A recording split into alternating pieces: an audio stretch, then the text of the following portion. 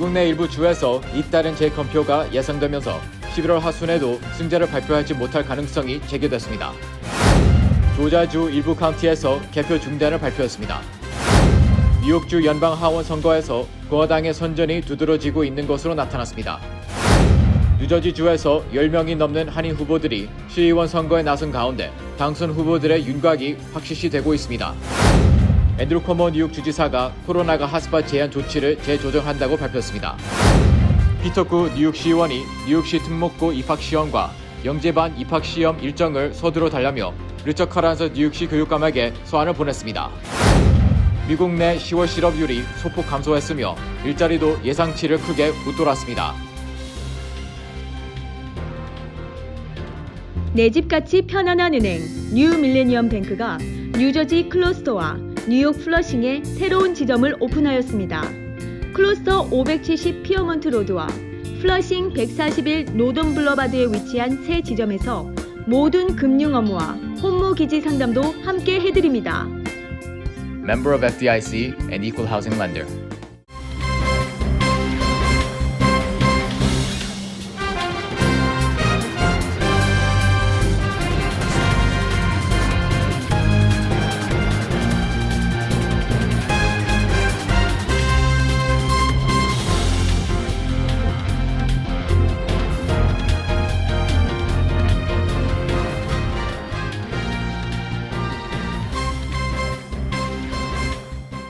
시청자 여러분 안녕하십니까? KBTV 뉴스 9 이창원입니다.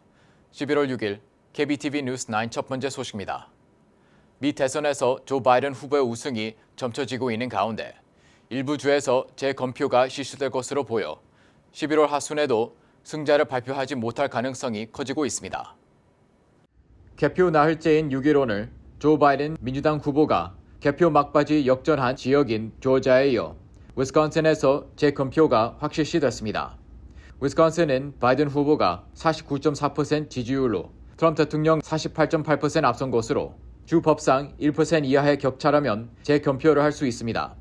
재검표가 실시되면 지시 후 14일 이내에 보고돼야 하며 재검표 비용은 요구한 사람이 부담해야 합니다. 이에 주 유권자 정보 시스템 관리자인 가브리엘 스터링은 재검표가 일주일가량 소요되며 선거 결과를 바꿀 것 같지는 않다고 말했습니다. 한편 바이든이 역전한 곳인 펜실베니아도 재검표 가능성이 제기되고 있습니다. 펜실베니아는 개표율 96%를 기록한 가운데 바이든 후보가 49.5%, 트럼프 대통령이 49.3%로 0.2% 격차를 나타나고 있습니다. 이 밖에 승부를 가리지 못한 주를 중심으로 재검표가 주를 잃을 것으로 예상됩니다. 미 주요 언론은 재검표로 결과가 바꿀 가능성은 크진 않지만 최종 승자 확정이 11월 하순에야 발표될 것이 우려된다고 전했습니다. 미국 대통령 선거 개표가 진행 중인 가운데 조지아주 일부 카운티에서 개표 중단을 발표했습니다. 김은지 기자가 보도합니다. CNN 방송은 조지아주의 그위넷 카운티, 캅 카운티, 테일러 카운티 등 최소 3곳에서 개표 중단을 선언했다고 보도했습니다. 조지아주에서 그위넷 카운티는 두 번째로 큰 카운티로 추가 개표 결과를 6일 오전 국무부 홈페이지를 통해 업데이트를 하겠다고 밝혔습니다. 앞서 조지아주 국무부는 5일 오후 10시 30분 기준 개표되지 않은 투표용지가 1만 4천여 표이며 이 중 그위넷 카운티에서 4,800여 표로 가장 많은 표가 남았다고 공개했습니다. 쿡 카운티는 700여 표, 테일러 카운티는 456표를 개표해야 할 것으로 알려졌습니다. CNN은 이어 조지아주 개표율이 99%인 상황에서 트럼프 대통령과 바이든 후보의 득표율이 49.4%로 동률을 기록했다고 보도했습니다. 개표 중간 과정에서는 트럼프 대통령이 10%포인트 차로 앞섰지만 개표가 90% 이상 진행되면서 바이든 후보가 바짝 뒤쫓아오면서 격차가 좁혀졌습니다. 각종 집계를 종합했을 때 현재까지 바이든 후보가 확보한 선거인단 수는 253명으로 선거인단이 16명인 조지아주에서 바이든 후보가 승리하면 선거인단 수 269명을 확보하게 될 전망입니다. 즉 대선에 필요한 매직 넘버 선거인단 수가 270명이므로 1명 차로 좁히게 되는 것이며 선거인단 수가 11명인 애리조나주에서 바이든이 승리하게 된다면 바이든이 대선 승리를 거머쥐게 될 것으로 보입니다. KBTV 뉴스 김은지입니다. 뉴욕주 연방하원 선거에서 공화당의 선전이 두드러지고 있는 것으로 나타났습니다. 김은지 기자의 보도입니다. 뉴욕주 연방하원 선거에서 블루웨이브를 예상했던 것과는 달리 뉴욕 교외 지역에서 공화당의 약진이 두드러진 것으로 나타났습니다. 5일 현재 95%의 개표율을 기록한 가운데 공화당 말리오타키스 의원의 득표율은 57.9%를 기록했습니다. 하지만 민주당 맥스로즈 의원은 최종 우편 투표 결과가 집계되기 전까지는 승리를 장담할 수 없다고 밝혔습니다. 또 14선을 기록한 피터 킹 연방하원의 후임을 뽑는 롱아일랜드 서포 카운티의 2선거구 지역에서는 공화당 앤드류 가바리노 주 하원 의원이 민주당 제키 고든 후보자와의 대결에서 58%의 득표율을 기록하면서 승리했습니다. AP통신 보도에 따르면 뉴욕주 연방하원 총 27개 선거구 가운데 9개 지역에서 공화당의 승리가 확정됐거나 우세한 것으로 나타났습니다. 현재 공화당 의석수가 6석임을 감안하면 공화당이 이번 선거에서 대체로 선전한 것으로 평가됩니다. 하지만 아직까지 뉴욕 시내 많은 카운티에서 우편투표 집계가 완료되기 이전이기 때문에 최종 결과가 공식 발표되기까지 상당 시간이 더 소요될 것으로 전망됩니다. 한편 14선거구에서는 민주당 알렉산드리아 오카시오 코르테즈 의원이, 6선거구에서는 민주당 그레이스 맹 의원이 당선된 것으로 전해졌습니다. KBTV 뉴스 김은지입니다. 뉴저지주에서 버긴 카운티를 중심으로 10명이 넘는 한인 후보들이 각 타운 시의원 선거에 나서 오는 20일 공식적인 투표 마감일을 앞두고 당선 후보들의 윤곽이 확실시되고 있습니다. 최명진 기자가 보도합니다. 5일 버겐 카운티 선관위에 따르면 뉴저지 내 각 로컬 지역의 시의원 한인 후보들의 당선자 윤곽이 어느 정도 파악되는 것으로 드러나고 있습니다. 팰리세이즈 파크에서는 박재감 민주당 후보가 3,413표로 44.6%의 높은 득표율을 얻어 이변이 없는 한 당선될 것으로 보입니다. 또 무소속으로 출마한 원유봉 후보는 1,391표에 18.2%의 득표율을 얻어 2위인 신디 페레라 후보 2,840표로 37.2% 득표율에 밀리고 있는 것으로 나타났습니다. 포트리에서는 재선에 도전하는 폴륨 민주당 시의원이 9,686표로 34.9%의 득표율을 얻어 2위인 마이클 사이젠티와 217표 차이로 당선이 확실시되고 있습니다. 리지필드에서는 무소속으로 시의원 선거에 참가한 사라킴 후보가 1,227표로 득표율 17.9%를 얻어 3위에 올라 있는데 1위와 2위가 모두 2,000표 가까운 득표에 30%의 지지율을 보이고 있어 표차를 줄이기 힘들 것으로 보입니다. 잉그루드 클립스에서는 박명근 공화당 후보가 선전을 펼쳐 민주당이 강세인 지역에서 타운 현안 문제 해결을 앞세워 1,619표로 27.8%의 득표율을 얻어 1위에 올라 있어 당선될 가능성이 높은 것으로 나타났습니다. 저희 타운 히스토리의 가장 최대 득표를 기록하면서 향후 며칠 들어올 그 우편 투표를 고려하더라도 아마 대세는 영향을 미치지 않고 당선이 거의 확정적인 걸 보여집니다. 이 일을 위해서 그동안 지원해 주신 많은 동포 지역 주민 여러분들께 감사를 드리고요. 특히나 바쁘신 가운데도 자원봉사자로 저희를 지원해 주신 많은 분들, 이 영광을 같이 드리며 감사 인사를 드립니다. 우리 타운은 지금 현재 대형 상용 아파트 개발 건이라는 몸살을 앓고 있습니다. 저희 팀들이 내년 1월 1일 시의회에 들어간다면 이 문제를 해결하는데 가장 정책의 최우선순위를 두고 최대한 노력하도록 하겠습니다. 노르드 시의원 선거에 나선 김봉준 공화당 후보는 1,595표를 얻었으며 25.5%의 득표율을 보여 2위에 올라 있으며 현재 1위인 애니 하우스맨과는 17표 차이로 남은 개표 결과에 따라 당선권 진입도 가능하다는 평가를 받고 있습니다. 한편 각 타운의 교육위원 선거에 출마한 한인 후보들도 선전을 펼치고 있는 가운데 최종적인 당락 발표는 우편투표, 드랍박스, 현장 대면 투표 등 오는 10일에 모든 개표가 완료되며 11일부터는 마지막 본선거 투표수를 합산해 20일 공식적인 발표가 나올 예정입니다. KBTV 뉴스 최명진입니다. 앤드루 코모 뉴욕 주지사는 뉴욕주 곳곳에서 선거와 관련한 시위가 발생하면서 감염이 우려되는 가운데 업스테이트 뉴욕 일부 지역에 내려진 코로나19 핫스팟 제한 조치를 재조정할 것이라고 밝혔습니다. 앤드루 코모 뉴욕 주지사는 오늘 전화 브리핑을 통해 다운스테이트 뉴욕 지역이 업스테이트 뉴욕 지역보다 상황이 더 나아지고 있다면서 버플로, 로체스터, 시러큐스 지역에서 코로나19가 빠르게 확산되고 있다고 말했습니다. 또 레드, 오렌지, 옐로우 등 세 가지 색상으로 위험 지역을 구분했던 뉴욕시 일부 핫스팟 지역에서 감염자가 급증하면서 퀸즈의 포 로커웨이는 제한 조치가 강화될 전망입니다. 브루클린에서는 세 가지 색상 구분 구역 중 가장 강력한 레드존 구역이 50%, 규제가 덜한 옐로존 지역이 50% 감소될 것으로 보입니다. 하지만 업스테이트 뉴욕 일부 지역 가운데 버플로, 에리 카운티 일대와 로체스터, 멜로우 카운티, 시러큐스, 오난다 지역은 감염이 더 악화되고 있는 상황으로 쿼모 주지사는 오는 월요일에 이들 지역에 대한 조치를 강구하고 발표할 예정이라고 밝혔습니다. 또한 커네티컷주의 포체스터 지역도 옐로존 제한을 받게 될 것으로 보입니다. 한편 11월 3일 선거일인 당일 뉴욕 허슨밸리의 한 투표장에서 양성 반응을 보인 투표소 직원이 나옴에 따라 이 구역에서 투표한 1,600여 명의 유권자들은 코로나19 검사를 받을 것을 권고받았습니다. 또한 감염된 직원과 접촉한 직원들도 현재 격리 중인 상태로 검사를 받을 예정으로 알려졌습니다. 이에 보건국 관계자는 투표소에서 마스크를 착용하고 물리적 거리를 유지한 채 주의사항을 따르고 있기 때문에 유권자들에게 미칠 영향은 미약할 것이라고 말했습니다. 현재 미 전역 코로나19 신규 확진자가 어제 기준 12만 504명을 기록했으며 뉴욕주에서는 하루 신규 확진자가 3,000여 명, 뉴저지주에서는 2,100여 명, 커네티컷주에서는 1,200여 명으로 보고됐습니다. 이들 트라이스테이트 지역 가운데 뉴저지주가 7.74%로 가장 높은 감염률을 기록한 것으로 나타났습니다. 뉴욕시 교육국이 특목고 입학시험과 영재반 입학시험 일정 계획을 명확히 제시하지 않아 학생과 학부모들의 우려가 커지고 있는 가운데 피터구 뉴욕시 의원이 리처드 카란서 뉴욕시 교육감에게 시험 일정을 촉구하는 서한을 보냈습니다. 최명진 기자입니다.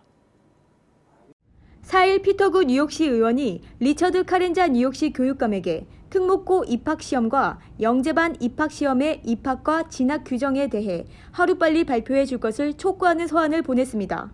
이 서한에 따르면 구 의원은 코로나19 사태로 일정이 지연된 것은 이해하지만 이 시험은 학생들의 미래에 중요한 영향을 끼치게 되며 시험 일정이 공개되지 않아 많은 학생과 학부모들이 혼란을 겪고 있다고 밝혔습니다.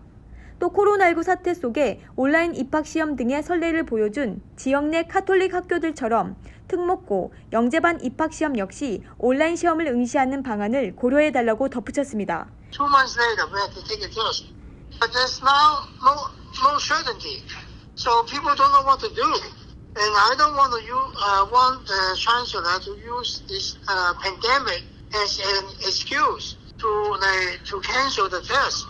It is important for the city to tell the school parents when are the tests. This is something everyone can prepare, right? It's equal opportunity to prepare. Education is the most important part. We all have to learn how to take the test to do well in SAT or SAT or other professional tests.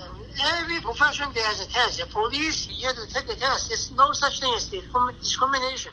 시 교육청은 지난달 코로나19 여파로 인해 지난달 21일에 예정됐던 특목고 입학시험 등록 마감 일정을 연기한 바 있습니다. 하지만 구 의원은 이에 대해 아직까지도 연기된 일정을 발표하지 않는 점에서 특목고 진학을 목표로 하고 있는 많은 학생들의 계획에 영향을 주고 있다며 안전하게 시험을 치를 수 있는 방안을 마련해 학생과 학부모들에게 알리는 게 시급하다고 지적했습니다. 5일 블룸버그 통신에 따르면 빌 드블라지오 뉴욕시장은 코로나19 사태로 인해 특목고 시험 등을 연기한 일정에 대해 1주에서 2주 이내로 자세한 일정을 발표할 예정이라고 밝혔습니다. 한편 5일 뉴욕주 교육국은 내년 1월에 있는 리전트 주 고교 졸업 자격 시험을 취소했습니다. 또 지난 6월과 8월 시험을 취소했고 졸업 자격을 수정 완화한 바 있습니다. KBTV 뉴스 최명진입니다. 미국 내 10월 실업률이 소폭 감소한 것으로 나타났으며 일자리도 예상치를 크게 웃돌았습니다. 미 노동부가 발표한 10월 실업률은 전월 7.9%에서 6.9%로 1% 하락했습니다. 미국 내 실업률은 지난 2월 3.5%를 기록해 역대 최저 수준을 유지했지만 코로나19 사태가 빚어지면서 10% 이상 급등했습니다. 10월 비농업 부분 일자리 수도 63만 8천 개가 증가해 6개월 연속 상승세를 이어갔습니다. 일자리 증가폭은 전문가 전망치 58만 개를 크게 웃도는 수치라고 블룸버그 통신이 보도했습니다. 이는 지난달 센서스 인구 조사로 고용된 임시직 13만 7천 명을 포함해도 예상보다 크게 늘어난 것으로 나타났습니다. 10월 일자리 증가폭이 두드러진 분야는 리저, 접객업으로 27만 1천 개 늘었고 이 가운데 19만 2천 개는 식당과 술집 등에서 나온 것으로 드러났습니다. 이 밖에 사무업 20만 8천 개, 소매업 10만 4천 개, 건설업 8만 4천 개 순으로 나타났습니다. 뉴욕주 의회에서 민주당 소속 히스패닉계 흑인 리치 토레스와 몬데오 존스가 처음으로 흑인 성소수자 하원 의원으로 당선됐습니다. 뉴욕주가 민주당의 핵심 주라는 것을 고려할 때 이들이 후보로 지명됐을 때부터 성소수자 인권운동의 성지인 뉴욕이 첫 흑인 성소수자 연방의원이 될 수 있을 것이라는 기대감이 제기된 바 있습니다. 뉴저지주에서 오는 2022년 5월부터 일회용 비닐봉지와 종이백 등의 사용이 금지됩니다. 4일 필머피 주지사에 따르면 면적 2,500 스퀘어피트 이상의 슈퍼마켓, 식당, 편의점, 극장, 푸드트럭 등의 업소에서 비닐봉지, 운반용 종이백, 일회용 스티로폼 음식 포장 용기와 컵 등의 사용을 금지하는 법안에 서명했습니다. 또 2021년 11월부터는 식당 등의 요식업소에서 고객이 요청하지 않은 한 플라스틱 빨대를 사용하지 못한다는 내용도 포함됐습니다. 미국에서 잦은 시위와 사망사고 등으로 사회적 불안감이 높아지면서 총기 판매가 사상 최대를 기록한 것으로 집계됐습니다. 4일 소화기와 탄약 시장을 연구하는 컨설팅 회사인 SAAF는 지난 10월 한 달에만 무려 190만 정의 총기가 판매돼 작년의 같은 달과 비교해 65% 급증했다고 밝혔습니다. 뉴욕주 스키 리조트가 오늘부터 실내 정원의 50% 입장 등을 조건으로 운영이 허용됐습니다. 이에 따르면 스키를 탈 때와 음식을 섭취할 때를 제외하고는 마스크 착용이 의무화되며 리프트 탑승은 같은 일행으로만 제한됩니다. 또 대여 장비는 소독이 철저히 이뤄져야 하며 스키 강습은 10명 이하에 한해 가능합니다. 이외에 성수기 때와 비계절적인 요인으로 여러 트레일이 폐쇄되는 경우 스키를 타기 위해 산에 오를 수 있는 인원은 정원의 25%까지 제한됩니다. 잠시 후 커뮤니티 브리핑을 전해드립니다.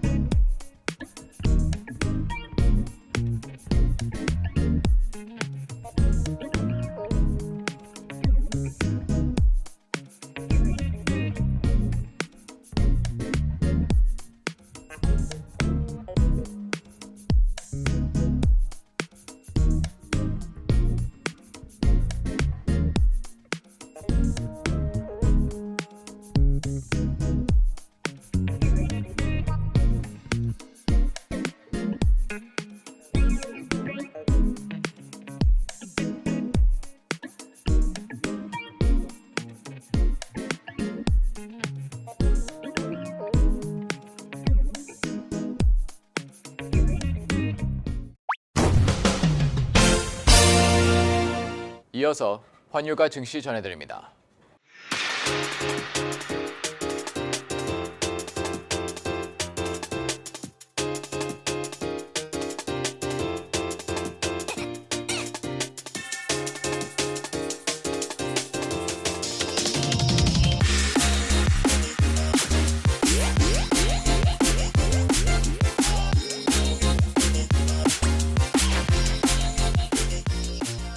잠시 후 뉴욕과 뉴저지 날씨 전해드립니다.